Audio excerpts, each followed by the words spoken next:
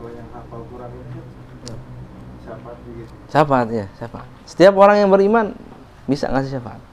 Cuma sekali lagi kan tergantung apa namanya level dia ya. Kalau levelnya bagus, kedudukannya tinggi ya dapat syafaatnya, tiket syafaatnya banyak kan.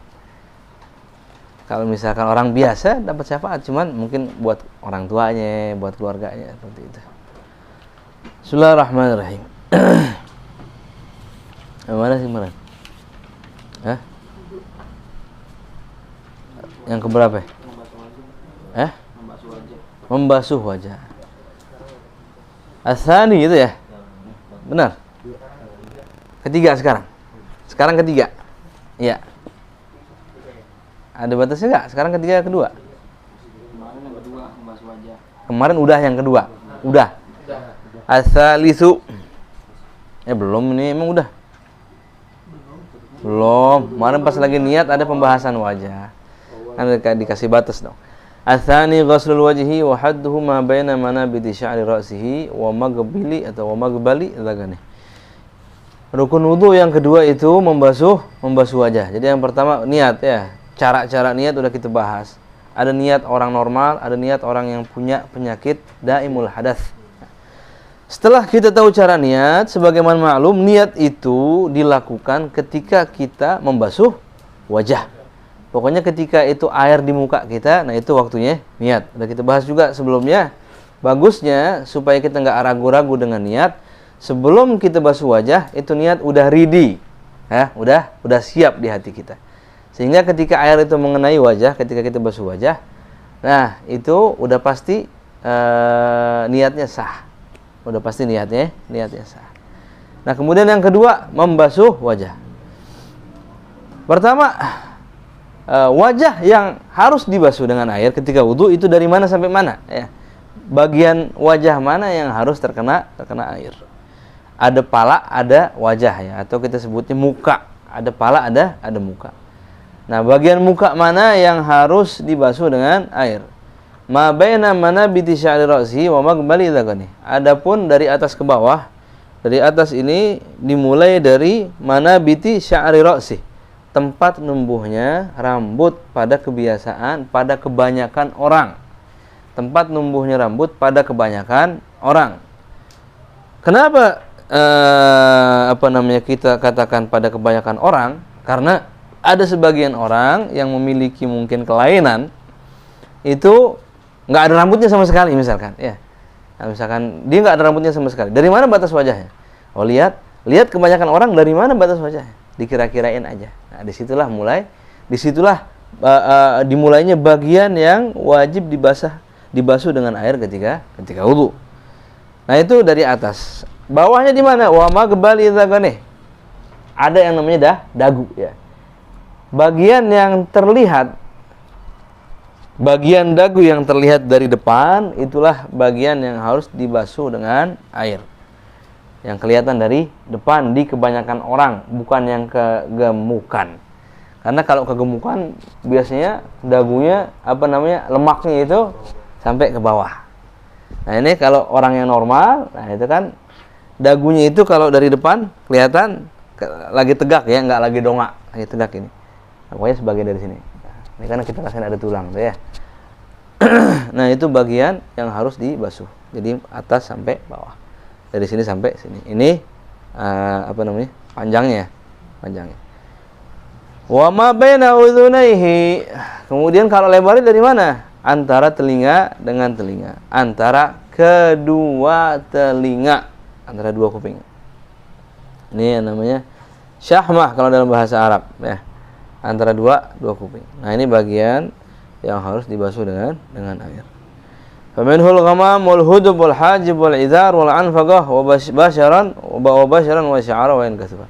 Nah, kemudian sebagaimana maklum adanya, di wajah ini, di muka ini ada beberapa bagian yang ada bulunya. Nah, ada bulunya.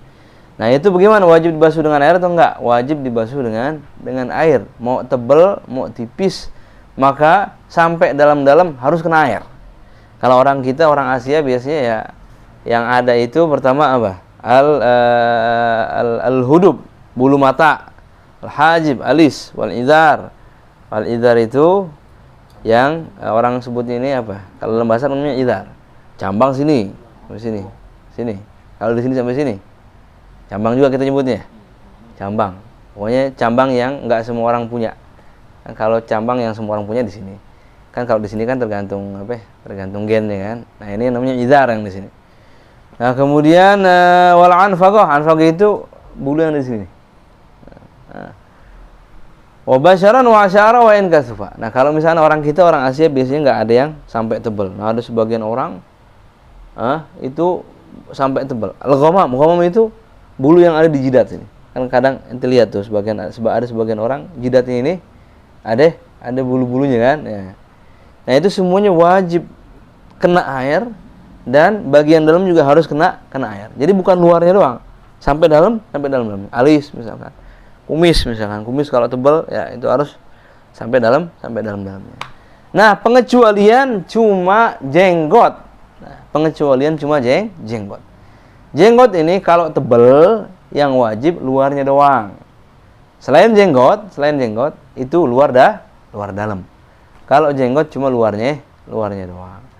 Jenggot yang tebal itu yang kayak gimana? Jenggot yang enggak kelihatan kulitnya. Kalau dilihat dari depan dengan jarak majelis takhatub kurang lebih 1 meter lah ya. 1 meter. Duduknya 2 orang yang lagi ngobrol. Itu kan kalau lagi ngobrol kan nggak mungkin berhadapan gitu kan, nggak mungkin ya. Pasti ada jarak. Kalau ada pada depan namanya laki bini kan gitu ya. Kalau rada jauhan dikit, bangsa semeter lah. Nah, itu kalau misalkan kelihatan kulitnya, tipis jatuhannya masih. Tapi kalau misalnya udah nggak kelihatan kulitnya, berarti tebal. Kalau tebal berarti yang dibasuh, yang wajib dibasuh cuma luarnya doang. Kalau tipis, maka hukumnya luar dalam harus dibasuh. Siapa yang jenggotnya paling tebal di mari? Nggak ada. Oh, Abdul lagi di kerok nih. Jadi kalau nggak dikerok, berewokan ini juga ya? Hah? Lumayan ya. Siapa ya? Nggak ada ya? Hah? Pian, mana? Itu lihat aja nanti kalau itu dari situ kelihatan nggak kulitnya? Kelihatan dari jauh, gimana dari dekat kan? Siapa? Boan nggak ada boan ya? Boan lebat.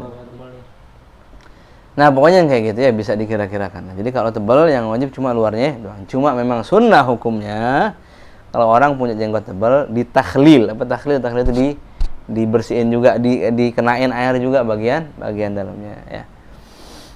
Wa in kasufa wa sya'rul lihya wa sya'rul 'arid. Nah, ini namanya kalau bahasa Arab idhar, ini 'arid bewok.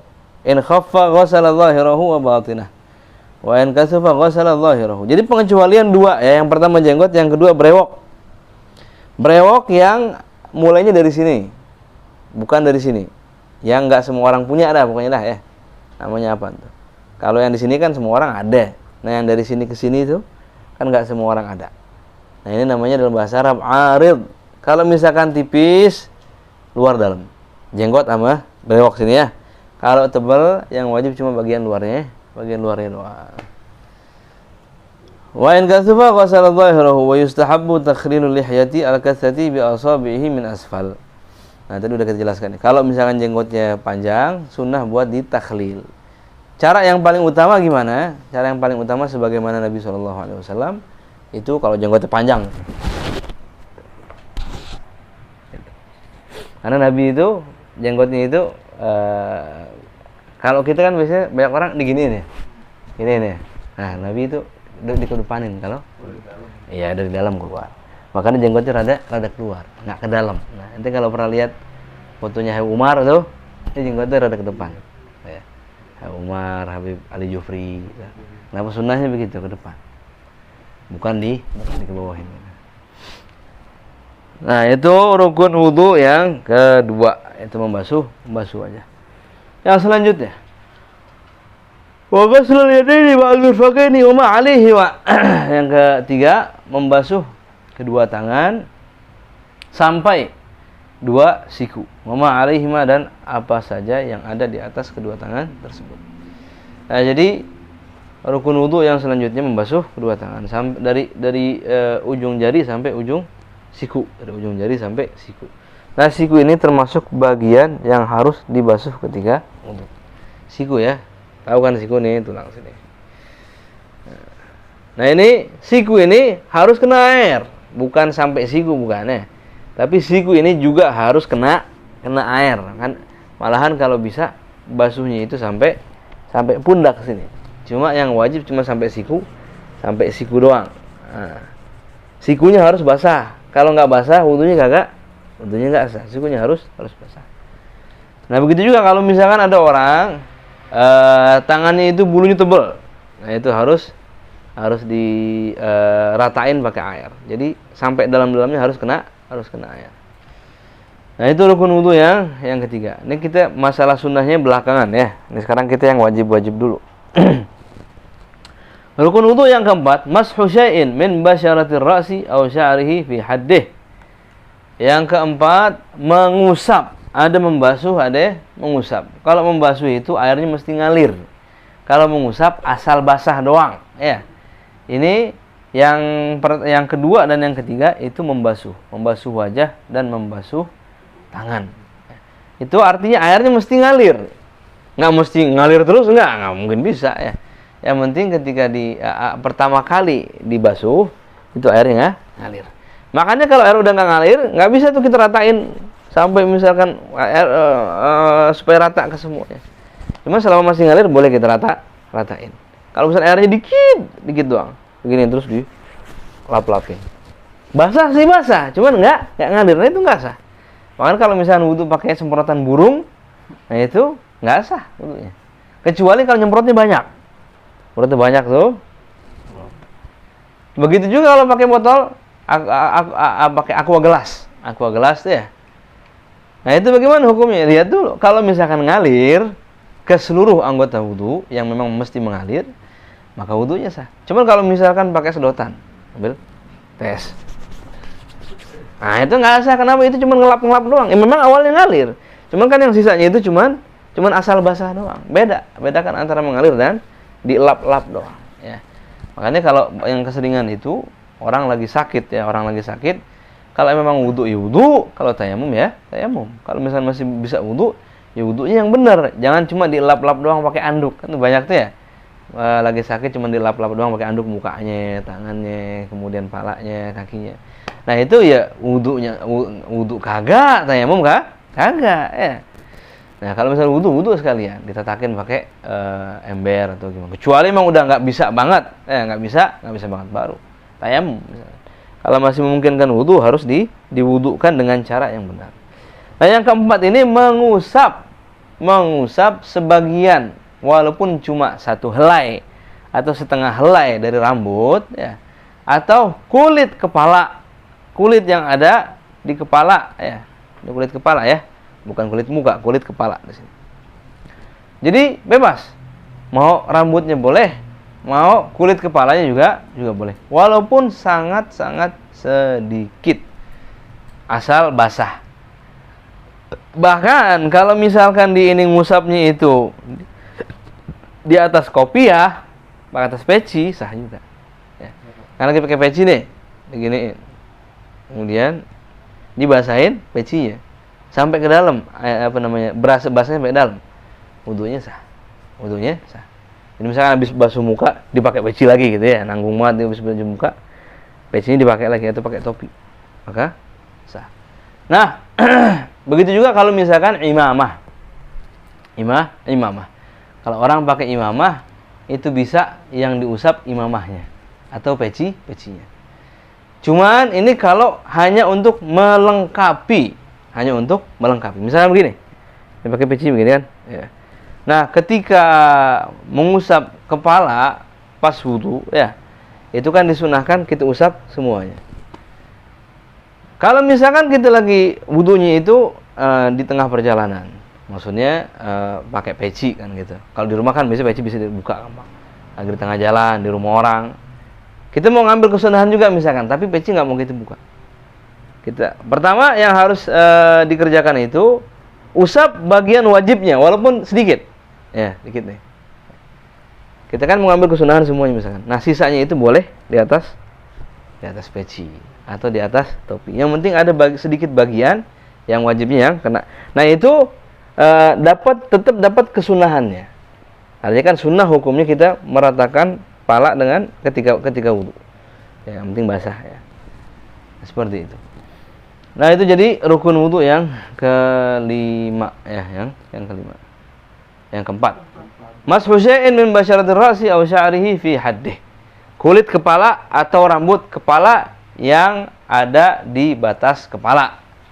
Rambut kepala yang ada di batas kepala ketika digeraikan. Ketika bahasanya? Diurai. Nah, diurai. Artinya bagaimana? Kalau rambutnya itu panjang alias gondrong, ya. Alias gondrong. Wah, di sini ada teman kita yang gondrong, ya. Itu nggak boleh misalkan imbong ketika wudu misalkan. Pas lagi lempengan ngusap kepala, kan rambutnya panjang tuh ya, di ujung doang. Gitu. Oh, ini kan rambut kepala. Oh, nggak sah. Kenapa? Karena rambut kepala ini di luar area kepala ketika diurai,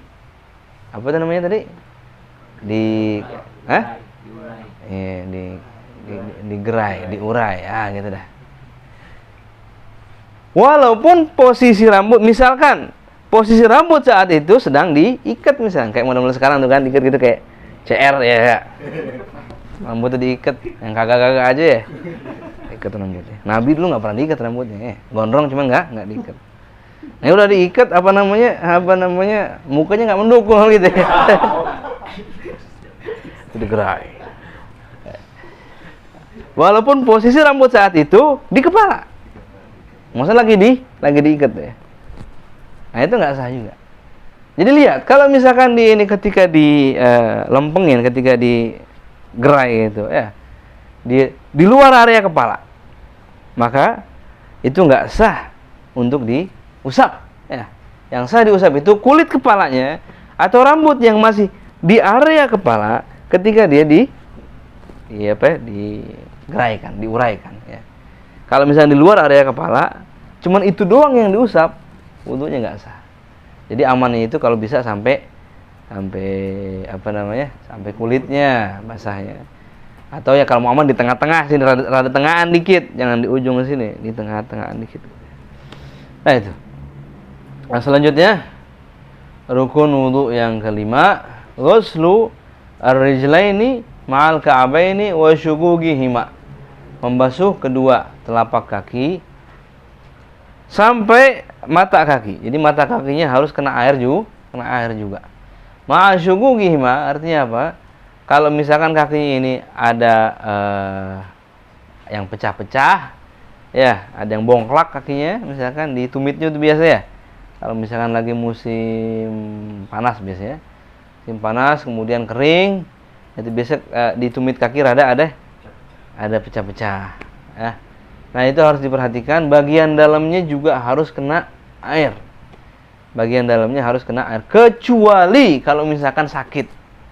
Saking dalamnya misalkan itu dia sakit, kalau misalkan dikenain air sampai dalam, dipaksakan air masuk sampai ke dalam, itu bisa menyakitkan dia. Ada sebagian orang tuh ya pecahnya itu sampai dalam.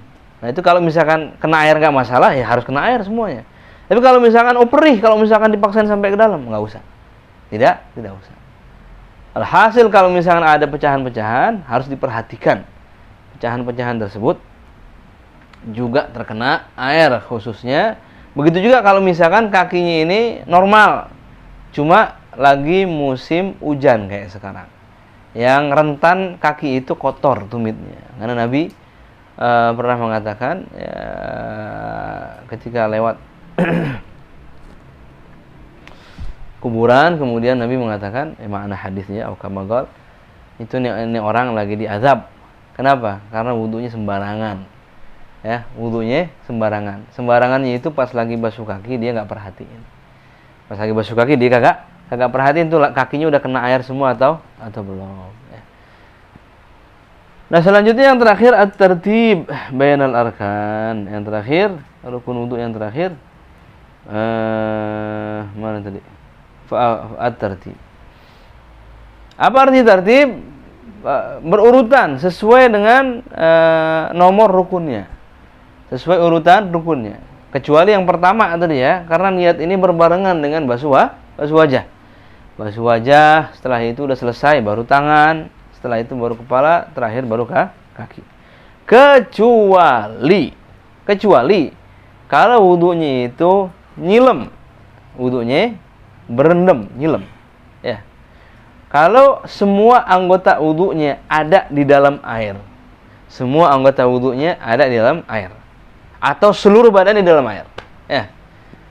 Kemudian dia niat wudu, maka otomatis saat itu juga wudunya sah. Nggak perlu mengira-ngirakan, oh sekarang lagi muka nih. Misalkan nyelem. Nawaitul wudu, misalkan dia niat wudu, oh sekarang muka nih. Terus tangan, terus kaki, kepala terus enggak. Jadi tertibnya itu nggak perlu. Kalau misalkan wudunya itu sambil berendam. Jadi tertibnya itu nggak harus dikira-kirakan. Saat itu juga setelah dia selesai niat, wudunya sah. Ya, jadi nggak perlu dikira-kirakan, oh sekarang lagi muka, sekarang lagi tangan. Jadi sah wudu orang yang berenang. Kalau orang lagi berenang, berendam, asalkan seluruh anggota wudunya itu terendam air ya. Jangan misalkan ada sebagian yang nggak kerendam air. Semuanya kerendam air atau seluruh badannya kerendam air, niat sah wudunya. Wudunya sah. Ya. Mantap nggak? Mantap lah ya. Wudu lomba wudu tercepat. Ya udah, bangun. Nggak sampai 1 detik itu ya, sepersekian detik. Falau ghatasa wudu'uhu, maka katakan kalau nyilem, kalau berendam maka wudunya sah. Wa illam yamkus, walaupun dia enggak berdiam dulu. Diam dulu nih ngiring-ngiring sekarang muka, tangan, pala, kaki ya. Dengan syarat ya kalau bisa airnya itu 2 kulah. Kalau airnya enggak 2 kulah gimana? Ya sah juga. Air enggak 2 kulah nih. Misalkan tempat dia nyilem itu lebar ya. Kalau dihitung-hitung airnya enggak ada 2 kulah. Cuma dia anggota wudunya terendam semua. Kemudian dia niat wudu. Wudunya sah. Cuman bangun dari situ airnya mustamal semuanya. Airnya semuanya mustamal. Kalau airnya 2 kulah atau lebih, walaupun dia ini udah wudu, ya diberendam di situ misalkan di kolam yang gede. Dia wudu sambil berendam dibangun, airnya enggak mustamal. Cuma orang geli gitu ya. Habis diberendam di situ kan. Nah, kemudian wa tajibul mu'alatu fi wudu'i daimil hadath wa istishabun niyyah hukma. Nah, kemudian masih berkaitan dengan kewajiban wudu, dengan fardu-fardu wudu, khusus wudunya orang yang punya penyakit daimul hadath ya, beser atau yang semacamnya. Itu wudunya enggak boleh pakai lama, enggak boleh dipisah-pisah. Kalau orang normal wudunya boleh dipisah. Basuh muka di Jakarta misalkan. Ya, atau misalkan basuh muka sekarang nih. Sejam kemudian baru tangan ya. Anggota wudu yang sebelumnya udah kering, dia baru mengerjakan anggota yang selanjutnya. Itu namanya tidak mualah. Mualah itu dia basuh anggota wudu yang selanjutnya sebelum anggota yang sebelumnya itu kering ya. Anggota 1 itu belum kering, yang 2 udah dibasuh. Itu namanya mualah. Ini dasarnya hukumnya sunnah. Kecuali bagi daimul hadath. Daimul hadath ini wudunya itu harus nggak boleh diputus-putus. Dari awal sampai akhir nggak boleh diputus-putus. Ya walaupun orang normal juga jarang yang wudunya pakai dipisah-pisah ya. Jarang, nggak ada orang yang wudunya, kecuali kalau misalkan lagi tengah-tengah wudu dipanggil orang tuanya, atau lagi tengah-tengah wudu ada seruan jihad misalkan ya. Gas langsung ya, masalah lama. Misalkan contohnya lawan orang kafir, tapi ya jangan mentang-mentang lagi sekarang ketemu polisi kita sikat, nggak boleh lah. Kan dia nggak salah ya, yang salah kan sebagian doang, oknum-oknumnya doang ya. Biarin aja ya. Biar Allah yang balas kan gitu ya. Tapi lebih bagusnya lagi kalau kita doain mereka dapat hidayah. Ya, pokoknya secara umum aja, secara umum kita doa Allah hancurkan kelompok-kelompok yang ingin menghancurkan Islam. Jadi kan kita nggak nyebutkan satu orang. Bahkan Nabi ngajarin kita kalau misalkan kunut nazilah itu baca doanya seperti itu. Allah hancurkan kelompok-kelompok yang menginginkan kehancuran Islam. Allah perbaiki orang-orang yang ingin memperbaiki Islam. Kita nggak bilang si A, si B, si C. Secara umum juga kita mendoakan orang-orang yang tersesat, orang-orang yang maksiat supaya dapat hidayah secepatnya. Jadi seperti itu, ya. Sampai mana tadi? Nah, itu dia masalah daimul hadath. Ya, orang yang punya penyakit daimul hadath beser atau semacamnya, wudunya nggak boleh diputus-putus. Kemudian yang terakhir, wastishabun niyah hukma. Apa artinya? Artinya kita nggak boleh di tengah-tengah wudu itu memutuskan niat. Maksudnya gimana? Maksudnya kalau kita wudu dan kita sudah niat, ya, maka wudunya sah. Niat itu hanya wajib di awal. Yang harus diperhatikan, jangan sampai di tengah-tengah wudu kita niat berhentian wudu. Nah, niat berhentian wudu nggak bedanya kayak niat berhentian sholat, ya. Kita lagi sholat, niat berhentiin sholat, udah anah sholatnya dalam hati. Nah itu saat itu juga sholatnya batal. Kalau wudu gimana? Wudunya nggak batal, ya. Wudunya nggak batal. Cuma kalau dia mau terusin, dia harus memperbaharui niat. Wudunya nggak batal. Misalkan habis basuh tangan, dia bilang berhentian wudunya. Maka ketika dia mau basuh kepala, ngusap kepala, dia harus ulangin niat. Harus ulangin niat. Gimana caranya? Kayak tadi niatnya. Nah, ya, kayak tadi. Sama juga kalau misalnya orang lagi basuh tangan, selesai basuh tangan, dipanggil emaknya misalkan. Langsung dia buru-buru buru-buru datengin emaknya.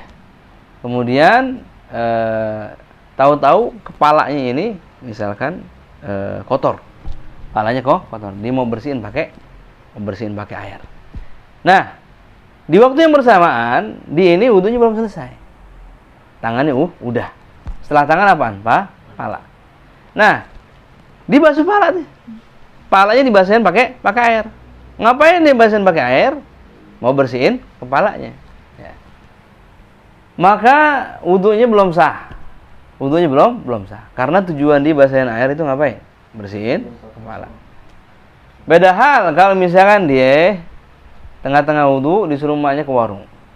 Berangkatlah dia ke warung. Tengah-tengah perjalanan turun hujan deras. Palanya basah, kakinya basah. Dia nggak ada niat apa-apaan. Kalau tadi kan dia memang pas bersihin palanya, dia niat mau bersihin. Pas dia basahin palanya, dia niat mau bersihin pala. Ini nggak ada niat apa-apaan dia. Nah itu wudunya sah. Wudunya karena niatnya masih ada. Yang nggak boleh itu kalau niatnya diberhentiin, niatnya itu diselesaikan, diputusin. Nah itu baru masalah. Wasunanuhu. Nah selanjutnya atau minggu depan kita akan bahas masalah kesunahan berwudu. Allahu a'lam. Allahumma shalli wa sallim Sayyidina Muhammadin miftahi babi rahmatillah adada ma fi ilmillah salatan wa salaman daimain wa ala alihi wa sahbihi. Allahumma ij'al fi ta'atika ruhi wa sururi fi mardatika jami'a umuri. Allahumma ya alim bihalati wa muttali' ala sarairi wa niyati iqdi jami'a وتجاوز عن خطيئاتي وزلاتي وتقبل جميع حسناتي وسامحني فيما مضى وما يأتي فاكتبني في ديوان سالمين واسلك في سبيل نجاتي في حياتي ومماتي. اللهم إني ظالم راغب في رضاك واستسلم لرضاك فاكتبني من أولياءك واسلك في سبيل الهدى الحي الأصفياء وصلى الله عليه وسلم.